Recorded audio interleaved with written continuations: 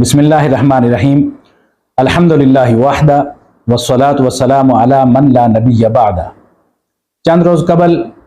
India کی ایک سیاستدان نوپر شرما نے ایک مباحثے کے دوران مسلمانوں پر شدید تنقید کرتے ہوئے رسول مکرم صلی اللہ علیہ وسلم کی ذات مبارک کو تنقید کا نشانہ بنایا، جس کی وجہ سے پوری دنیا میں مسلمانوں کے جذبات مجروح ہوئے اور پوری دنیا سے مسلمانوں کی جانب سے شدید احتجاج کا آوازہ بلند ہوا، اور تمام دنیا کے مسلمان اس بات کا مطالبہ کر رہے ہیں کہ ہندوستان کی حکومت اپنے آئین اور قانون کے مطابق نوپر شرما کی اس بے ادبی اور گستاخی پر اسے قرار واقعی سزا دے۔ مسلمان دنیا کا ہر ظلم برداشت کر سکتا ہے اور کر بھی رہا ہے، لیکن مسلمان کبھی بھی اپنے آقا و مولا سید الکونین نبی الحرمین سیدی رسول اللہ صلی اللہ علیہ وسلم کی بے ادبی اور گستاخی کو برداشت نہیں کر سکتا۔ نوپر شرما نے اپنی گفتگو میں جہاں مسلمانوں کے خلاف بہت سی باتیں کی، وہیں اس نے حضرت ام المؤمنین صدیقہ کائنات حضرت عائشہ صدیقہ رضی اللہ تعالی عنہا اور رسول کریم صلی اللہ علیہ وسلم کی شادی پر بات کرتے ہوئے استہزاء کا رویہ اختیار کیا، اور اس سے پہلے بھی مستشرقین، لبرلز اور مغرب زدہ طبقہ اور حقوق نسواں کی بات کرتے ہوئے مسلمانوں کے اوپر اعتراضات کرنے والے کافی سارے لوگ اس واقعے کو نشانہ بنا کر اور اس واقعے کو بہانہ بنا کر مسلمانوں کے اوپر بہت زیادہ اعتراضات کرتے ہیں۔ حضرت ام المؤمنین عائشہ صدیقہ رضی اللہ تعالی عنہا اور رسول کریم صلی اللہ علیہ وسلم کی شادی کی جو روایت ہے وہ چونکہ امام بخاری اور امام مسلم نے روایت کی ہے، لہٰذا امام بخاری اور امام مسلم کی ایک بڑی علمی شخصیت کی وجہ سے اور جاندار اور پرروب شخصیت کی وجہ سے معترضین ہمیشہ اس روایت کو سامنے رکھتے ہیں،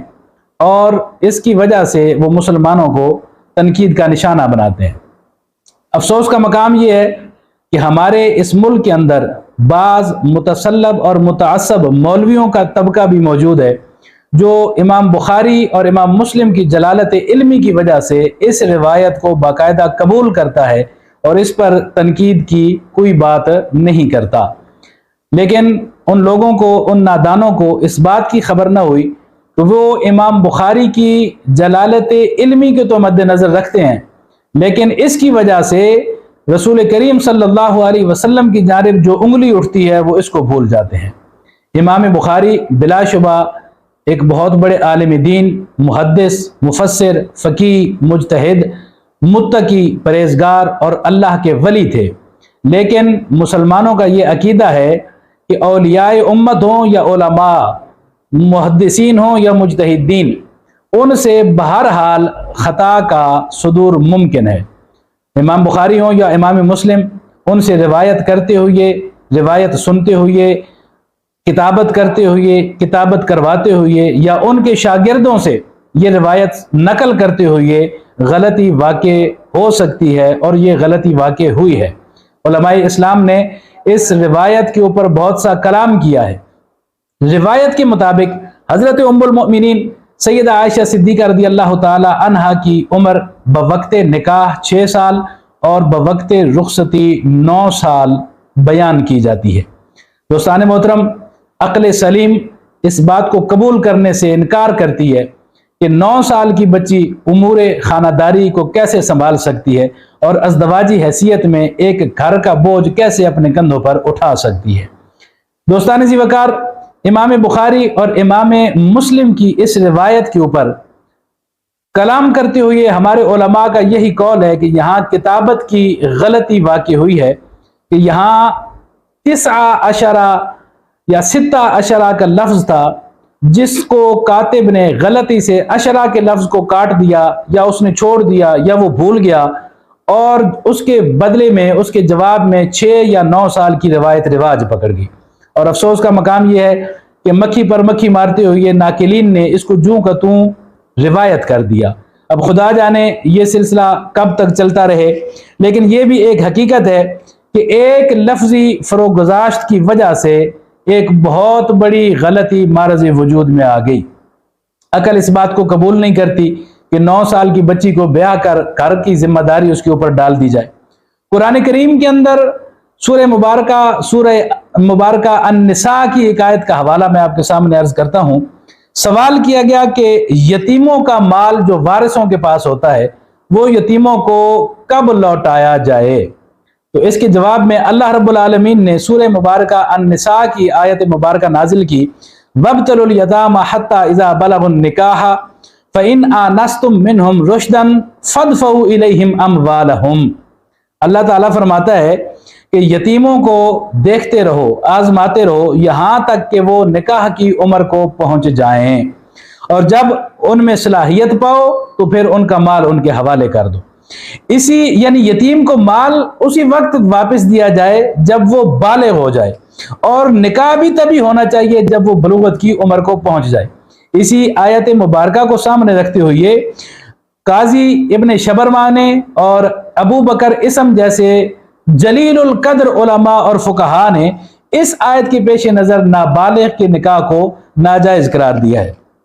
اب اس آیت مبارکہ کی روح سے اگر دیکھا جائے تو حضرت ام المؤمنین سیدہ عائشہ صدیقہ رضی اللہ تعالی عنہا کی عمر مبارک رخصتی کے وقت کم از کم بلوغت کی عمر ہونی چاہیے۔ نیز قرآن کریم نے عورت کو مرد کا اور مرد کو عورت کا لباس قرار دیا ہے۔ تو دوستان محترم، غور کرنے کی بات ہے کہ ایک نابالغ بچی مرد کا لباس کیسے بن سکتی ہے۔ اسی طرح ایک اور چیز کو ہم سامنے رکھیں گے کہ امام بخاری کی ہی ایک روایت کردہ حدیث کے مطابق سورہ مبارکہ القمر جب نازل ہوئی تو اس وقت صدیقہ کائنات ام المؤمنین بچی تھیں، وہ چلتی پھرتی تھیں، وہ کھیلتی تھیں، حتیٰ کہ سورہ مبارکہ القمر کی کچھ آیات بھی ان کو یاد تھی۔ یہ سورہ مبارکہ القمر جو ہے یہ نبوت کے 5ویں سال نازل ہوئی، اور اگر اس وقت سیدہ کائنات حضرت عائشہ صدیقہ رضی اللہ تعالی عنہ کی عمر مبارک 5 یا 6 سال کی بھی مانی جائے تو ہجرت کے وقت پھر بھی حضرت ام المؤمنین کی عمر کا 13 یا 14 سال کا ہونا لازم آتا ہے۔ اب جو حضرات یہ بتا رہے ہیں کہ یہ روایت صحیح ہے تو سیدہ رضی اللہ تعالی عنہ کو تو اس روایت کے مطابق سورہ مبارکہ القمر کے نزول کے وقت پیدا ہی نہیں ہونا چاہیے تھا، یا اگر وہ 1 سال یا 2 سال کی ہوتی تو اس وقت ان کا چلنا پھرنا کھیلنا یا سورہ مبارکہ کی آیات کو یاد کرنا یہ کسی صورت میں بھی ممکن نہیں تھا۔ امام بخاری کی اس روایت سے پتہ چلتا ہے کہ راوی حدیث روایت کرتے ہوئے اس روایت میں سے اشرا کے لفظ کو بھول گیا، یا کاتب نے کتابت کرتے ہوئے اشرا کا لفظ چھوڑ دیا، جس کی وجہ سے 6 سال یا 9 سال کا شائبہ لاحق ہو گیا۔ حالانکہ قرائن اور واقعاتی شہادتیں اس بات کی تائید نہیں کرتی، بلکہ اس سے یہی پتہ چلتا ہے کہ رخصتی کے وقت حضرت ام المؤمنین سیدہ عائشہ صدیقہ رضی اللہ تعالی عنہ کی عمر مبارک 16 سے لے کر 19 سال کے درمیان تھی، 16، 17 یا 19 سال، اور اس کے اوپر بہت سے قرائن ہیں جن میں سے چند قرینے ہم آپ کے سامنے ذکر کرتے ہیں۔ روایات سے پتہ چلتا ہے کہ حضرت ام المؤمنین عائشہ صدیقہ رضی اللہ تعالی عنہ کی الاتی بہن حضرت اسماء بنت ابو بکر صدیق رضی اللہ تعالی عنہ وہ آپ سے عمر میں 10 سال بڑی تھی۔ الاتی بہن وہ ہوتی ہے کہ جو والد کی طرف سے، جن کا والد ایک ہوتا ہے لیکن والدہ 2 ہوتی ہیں۔ ام المؤمنین عائشہ صدیقہ کی والدہ حضرت ام رمان ہے، اور حضرت اسماء رضی اللہ تعالی عنہ کی والدہ دوسری ہیں۔ اب یہ حضرت اسماء حضرت ابو بکر صدیق کی جو بڑی بیٹی ہیں، یہ صدیقہ کائنات حضرت ام المؤمنین سے 10 سال عمر میں بڑی تھی۔ امام ذہبی نے بھی اسی بات کو نقل کیا ہے، صاحب اکمال فی اسماء الرجال نے بھی اسی بات کو نقل کیا ہے، مؤرخین نے بھی یہ بات بڑے تواتر کے ساتھ بیان کی ہے کہ جب رسول کریم صلی اللہ علیہ وسلم کو ہجرت کا حکم ہوا اور حضرت اسماء بنت ابی بکر صدیق رضی اللہ تعالی عنہ نے ہجرت کی تو اس وقت حضرت اسماء رضی اللہ تعالی عنہ کی عمر مبارک وہ 27 برس تھی۔ حافظ ابن حجر نے، علامہ ابن اسیر جزری نے اور اس کے علاوہ دیگر تمام مؤرخین نے یہ بات نقل کی ہے، اور حافظ ابن کثیر نے بھی یہی بات لکھی ہے کہ حضرت اسماء کی عمر 27 سال تھی ہجرت کے وقت۔ اب جب حضرت اسماء بنت ابو بکر صدیق ہجرت کے وقت 27 سال کی تھیں اور حضرت عائشہ صدیقہ رضی اللہ تعالیٰ عنہ اپنی اس بہن سے 10 سال چھوٹی تھیں، تو صاف ظاہر ہے کہ ہجرت کے وقت حضرت ام المؤمنین سیدہ عائشہ صدیقہ کی عمر مبارک 17 سال ہونی چاہیے، نہ کہ 7 سال، جیسا کہ بخاری اور مسلم کی روایت سے معلوم پڑتا ہے۔ دوسری دلیل اس بات میں یہ ہے کہ ہمارے بعض ارباب سیر نے اور مورخین نے، بلکہ بخاری کی بعض روایات میں بھی یہ بات منقول ہے کہ حضرت عائشہ صدیقہ رضی اللہ تعالی عنہ 4 یا 5 سن نبوت میں پیدا ہوئی ہیں، لیکن اس بات کی تردید خود ان اصحاب سیر نے کر دی ہے ایک اور روایت کے اندر، اور وہ روایت یہ ہے کہ سیدہ کی عمر مبارک ہجرت کے وقت 17 سال یا 18 سال تھی، اس سے کم نہیں تھی۔ ابن ہشام نے اپنی کتاب السیرۃ النبویہ میں سن 1 نبوت میں جو حضرات ایمان لائے ہیں ان کی فہرست دی ہے، اور ان میں ابن ہشام نے حضرت ام المؤمنین سیدہ عائشہ صدیقہ رضی اللہ تعالی عنہ کا نام بھی درج کیا ہے۔ اسی طرح السیرۃ النبویہ میں ابن ہشام کے علاوہ علامہ حافظ قسطلانی نے مواہب لدنیہ کے اندر یہی بات لکھی ہے، اور ابن سعد نے یہی بات روایت نقل کی ہے، علامہ زرقانی نے شرح زرقانی کے اندر یہی چیز رقم کی ہے، لیکن انہوں نے ساتھ یہ لکھا ہے کہ اس وقت حضرت ام المؤمنین رضی اللہ تعالیٰ عنہ چھوٹی عمر کی تھی۔ اب سن 1 نبوت میں ایمان لانے والوں میں ایک نام سیدہ عائشہ صدیقہ رضی اللہ تعالیٰ عنہ کا بھی ہے، اور اگر یہ ساتھ لکھ دیا کہ وہ اس وقت چھوٹی عمر کی تھی تو اس سے 2 امور ثابت ہوتے ہیں۔ پہلی چیز یہ کہ سن 1 نبوت میں سیدہ عائشہ پیدا ہو چکی تھی، لہذا جو لوگ یہ کہتے ہیں کہ ان کی پیدائش سن 4 نبوت میں یا سن 5 نبوت میں ہوئی ہے، وہ سراسر غلط۔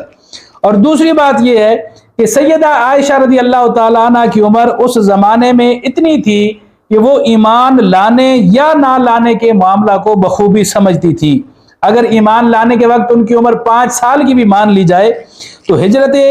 نبوت کے وقت ان کی عمر 18 سال بنتی ہے، اور ہجرت کے 1 سال بعد یعنی 1 ہجری شوال کے مہینے میں جب ان کی رخصتی ہوتی ہے تو اس وقت ان کی عمر مبارک 19 سال کی بنتی ہے، جو کہ ایک بالغ اور شادی کے قابل عورت کی عمر ہے۔ اس سلسلے میں ہماری تیسری دلیل یہ ہے کہ جب حضرت ام المؤمنین حضرت خدیجہ الکبریٰ رضی اللہ تعالی عنہ کا وصال ہوا تو حضرت خولہ بنت حکیم رسول کریم صلی اللہ علیہ وسلم کی خدمت میں حاضر ہوئیں اور حضرت عائشہ صدیقہ کے ساتھ شادی کرنے کی اجازت طلب کی۔ رسول اللہ صلی اللہ علیہ وسلم سے اجازت مل جانے کے بعد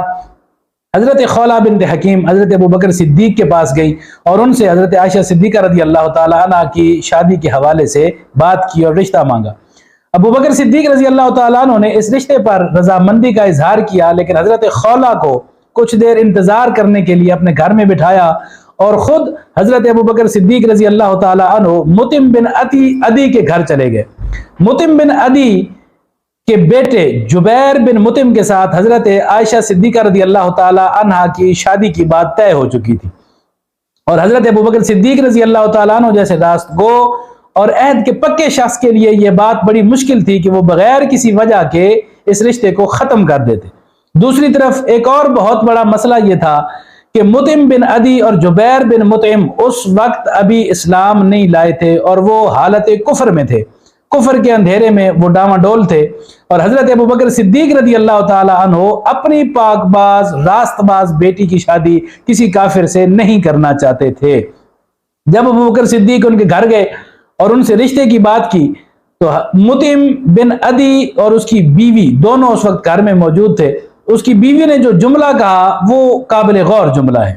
مطعم بن عدی کی بیوی کہنے لگی کہ اگر ہم اپنے بیٹے کی شادی اس لڑکی سے کر دیں گے تو یہ ہمارے بیٹے کو بے دین کر دے گی، اس کا دین بدل ڈالے گی۔ حضرت ابوبکر صدیق رضی اللہ تعالی عنہ نے مطعم بن عدی کی جانب دیکھا اور فرمایا کہ تمہارا کیا خیال ہے، تمہارا جواب کیا ہے؟ تو مطعم بن عدی نے کہا کہ تم میری بیوی کا جواب سن چکے ہو۔ گویا کہ اس نے اپنی بیوی کی ہاں میں ہاں ملائی اور تائید کرتے ہوئے اس رشتے کو ختم کرنے کی بات کر دی۔ حضرت ابوبکر صدیق رضی اللہ تعالیٰ عنہ یہ جواب سن کر اس کے گھر سے واپس آئے اور خولہ بنت حکیم سے یہ بات فرما دی کہ جاؤ اور رسول کریم صلی اللہ علیہ وسلم کی خدمت میں یہ عرض کر دو کہ میں اس سلسلے میں اس شادی میں راضی ہوں۔ اب اس واقعے کے اندر جو قابل غور بات یہ ہے وہ جبیر ابن مطعم ہے، مطعم بن عدی کا بیٹا۔ یہ اس وقت جوان سال تھا اور یہ رسول کریم صلی اللہ علیہ وسلم کے قتل کرنے کی سازش میں بھی شریک تھا،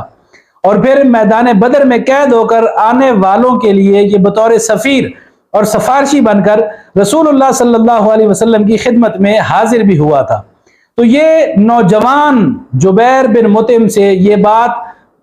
طے نہیں ہو سکتی کہ وہ ایک چھوٹی 6 سال یا 7 سال کی بچی سے نکاح کر لے، کم سن سے نکاح کر لے۔ اور ویسے بھی عرب معاشرے کے اندر یہ بات رائج ہی نہیں تھی۔ عرب کے لوگ وہ کم سن بچیوں کے ساتھ شادی اور نکاح نہیں کرتے تھے، چاہے وہ قریش ہوں چاہے دیگر اہل عرب ہوں۔ ان میں کوئی ایسی بات کسی ایک مثال کو بھی سامنے نہیں رکھا جا سکتا اور کوئی ایک مثال بیان نہیں کی جا سکتی جس میں کسی جوان سال بندے نے کسی کم عمر لڑکی سے شادی کر لی ہو۔ خود حضرت عائشہ صدیقہ رضی اللہ تعالی عنہا کی ہمشیرہ حضرت اسماء رضی اللہ تعالی عنہا، جن کی شادی حضرت زبیر بن عوام سے ہوئی، اس وقت وہ مکمل بالغہ عورت تھیں، اور جیسا کہ ہم نے پہلے بیان کیا ہے کہ یہ ہجرت کے وقت 27 سال کی عمر کی تھیں، اور ہجرت سے کچھ ہی عرصہ پہلے ان کی شادی حضرت زبیر ابن عوام رضی اللہ تعالی عنہ سے ہوئی تھی۔ پھر طبقات ابن سعد کی روایت میں ہے ثم تزوجها رسول اللہ صلی اللہ علیہ وسلم وکانت بکر، کہ رسول کریم صلی اللہ علیہ وسلم نے پھر حضرت عائشہ سے شادی کی اور اس وقت آپ کنواری تھی۔ اور اس کا پس منظر یہ ہے کہ حضرت خولہ بنت حکیم نے رسول کریم صلی اللہ علیہ وسلم کے گھر کی ذمہ داریوں کو مد نظر رکھتے ہوئے حضور سے یہ عرض کی کہ یا رسول اللہ، آپ بیوہ عورت سے شادی کرنا پسند کریں گے یا کنواری عورت سے؟ رسول اللہ صلی اللہ علیہ وسلم نے دریافت کیا کہ بیوہ سے کون مراد ہے اور کنواری سے کون مراد ہے؟ تو انہوں نے عرض کی کہ بیوہ سے مراد سودا ہیں اور کنواری سے مراد حضرت عائشہ۔ تو اگر حضرت عائشہ صدیقہ رضی اللہ تعالی عنہ اس وقت کم سن ہوتی تو اللہ کے رسول صلی اللہ علیہ وسلم فرما دیتے کہ عائشہ تو کم سن ہے، اتنی چھوٹی عمر بچی سے میں کیسے شادی کر سکتا ہوں؟ اور پھر جب ابو بکر صدیق سے یہ بات کی گئی تو حضرت ابو بکر صدیق رضی اللہ تعالی عنہ بھی اس وقت یہ بات ارشاد فرما سکتے تھے کہ عائشہ تو کم عمر ہے، چھوٹی ہے اور اس کی شادی کی عمر نہیں ہے، لیکن نہ رسول کریم صلی اللہ علیہ وسلم نے اور نہ ہی حضرت ابو بکر صدیق نے اس بات کا اظہار کیا، جو اس بات کا ثبوت ہے کہ حضرت عائشہ صدیقہ رضی اللہ تعالی عنہ اس وقت بالغہ تھی۔ اسی طرح جو جبیر بن مطعم کا واقعہ میں نے آپ کے سامنے عرض کیا ہے، اس میں بھی مطعم بن عدی یہ بات اٹھا سکتے تھے کہ ابھی تو عائشہ کی عمر چھوٹی ہے، جب شادی کا موقع آئے گا، جب ان کی عمر بڑھے گی، وہ بالغہ ہوں گی، تو اس وقت دیکھا جائے گا کہ ہم نے ان کے ساتھ شادی کرنی ہے یا نہیں کرنی۔ لیکن چونکہ جبیر بن مطعم نے بھی اس بات کا اعلان نہیں کیا اور نہ ہی اس بات کا اظہار کیا ہے، جو اس بات کا ثبوت ہے کہ رسول کریم صلی اللہ علیہ وسلم کی زوجہ محترمہ حضرت عائشہ صدیقہ اس وقت بالغہ تھی اور 16 سال نکاح کے وقت آپ کی عمر تھی اور 19 سال آپ کی رخصتی کے وقت عمر تھی۔ جبیر بن مطعم کا جو اعتراض تھا کہ یہ بچی ہمارے لڑکے کے دین کو بدل دے گی، تو اگر ایک کم سن بچی ہو 5 سال کی، 6 سال کی یا 7 سال کی، تو وہ کسی کے دین کو کیسے متاثر کر سکتی ہے؟ بلکہ وہ تو خود متاثر ہونے والی ہوتی ہے۔ تو ان کا یہ کہنا اس بات کا ثبوت ہے کہ حضرت عائشہ صدیقہ رضی اللہ تعالیٰ عنہ اس وقت پورے شعور کے عالم میں تھی۔ اس ساری بحث کا خلاصہ یہ ہے کہ حضرت عائشہ صدیقہ رضی اللہ تعالیٰ عنہ کی عمر کے بارے میں بخاری شریف کی جو روایت ہے اس میں راوی یہ بیان کرنا چاہتا تھا کہ وہ 19 یا 16 یا 17 کے الفاظ تھے جو ان کی عمر کے بارے میں تھے، جس سے مراد 16 سال یا 18 سال، 17 سال یا 19 سال بنتی ہے۔ لیکن کاتب نے یا اس کو سہون چھوڑ دیا یا اس سے رہ گیا، یا راوی نے روایت کرتے ہوئے ان لفظوں کو بھول چوک کی وجہ سے چھوڑ دیا یا اس سے رہ گئے، لیکن بخاری کی جلالت علمی اور ان کی جلالت شان کی وجہ سے لوگ اس بات کو جوں گتوں نقل کرتے رہے۔ دوستان محترم، میں نے پہلے بھی عرض کیا کہ عرب معاشرے کے اندر کم سن بچیوں کے ساتھ شادی کرنے کا رواج نہیں تھا، اور اگر رسول کریم صلی اللہ علیہ وسلم نے اس وقت حضرت عائشہ صدیقہ سے کم سنی کے عالم میں شادی کی ہوتی تو وہ مکہ والے جو اس بات کی تلاش میں ہوتے تھے کہ کوئی ایسی بات رسول کریم کی ہمارے ہاتھ لگے جسے پکڑ کر ہم رسول کریم کی کردار کشی کے بارے میں آواز نکالیں، تو وہ فوراً اس کے اوپر شور مچا دیتے۔ جس طرح رسول کریم صلی اللہ علیہ وسلم کے منہ بولے بیٹے حضرت زید کی زوجہ مطلقہ حضرت زینب سے نکاح کی باری آئی اور رسول کریم نے حضرت زینب سے نکاح کر لیا تو مکہ والوں نے اس بات پر شور مچا دیا کہ محمد صلی اللہ علیہ وسلم نے اپنے منہ بولے بیٹے کی مطلقہ سے شادی کر لی ہے۔ اگر حضرت عائشہ صدیقہ اس وقت کم سن ہوتی تو وہ مکہ والے اس بات کو لے کر فوراً ٹھنڈورا پیٹ دیتے، لیکن تاریخ گواہ ہے اور کوئی ایک ایسی مثال بھی پیش نہیں کی جا سکتی کہ حضرت عائشہ کے ساتھ شادی کرتے وقت مکہ والوں نے یا رسول کریم کے مخالفین نے یا کفار نے اس بات کو لے کر کوئی غلغلہ بپا کیا ہو کہ رسول اللہ صلی اللہ علیہ وسلم نے ایک 55 سال عمر کے ایک شخص نے ایک کم سن 6 سال کی عمر کی شادی سے نکاح کر لیا ہے۔ یہ اس بات کا ثبوت ہے کہ یہ واقعہ سرے سے وقوع پذیر ہی نہیں ہوا۔ بخاری میں ام المؤمنین رضی اللہ تعالی عنہ کی شادی کی عمر کے بارے میں جو روایت بیان کی گئی ہے وہ ہشام ابن عروہ سے روایت کی گئی ہے، اور حافظ ابن حجر عسقلانی رضی اللہ تعالیٰ عنہ ہشام ابن عروہ کے بارے میں یہ بات لکھتے ہیں کہ جب وہ عراق گئے تھے تو ان کا حافظہ متغیر ہو گیا تھا، اور دوسرے وہ اپنے پاس سے رتب و یابس بیان کرنے لگے تھے۔ یہ اس روایت کی فنی حالت ہے جس کے اوپر اتنا بڑا شور مچایا جاتا ہے اور اتنے بڑے اعتراضات کے پہاڑ جو ہیں وہ لہٰذا ایک ایسی روایت کو لے کر کہ جس کا مفہوم غلط طور پر بیان کیا جاتا ہے اور جس میں راوی کا سہو بھی شامل ہے، اس کی بھول چوک بھی شامل ہے، اس روایت کو سامنے رکھ کے رسول معظم صلی اللہ علیہ وسلم کی شان میں گستاخی کرنا انتہائی مذموم عمل ہے، جس کی جتنی بھی مذمت کی جائے اتنی کم ہے۔ اور میں انڈیا کے سیاستدانوں سے لے کر یورپ کے شیطانوں تک یہ بات پہنچا دینا چاہتا ہوں کہ جب بھی ایسی چیزوں کو سامنے رکھ کے یا کسی بھی اور ذریعے سے اشارتاً یا کنایتاً وہ رسول مکرم صلی اللہ علیہ وسلم کی ذات کو ہدف بنائیں گے تو غازی علم دین شہید کے وارث ان کے سامنے کھڑے ہوں گے۔ اور اس کے ساتھ میں انتہائی درد دل کے ساتھ امت مسلمہ، عالم اسلام اور مسلمان حکمرانوں سے بھی یہ گزارش کروں گا کہ خدا را اپنی لالچ، اپنے حرص، اپنے مفاد، اپنی دولت اور اپنے اقتدار کے نشے سے باہر آ کر اللہ اور اس کے رسول کے ناموس کی خاطر اپنی قوت کا اظہار کریں تاکہ دشمنان دین کے ارادے خاک میں مل جائیں۔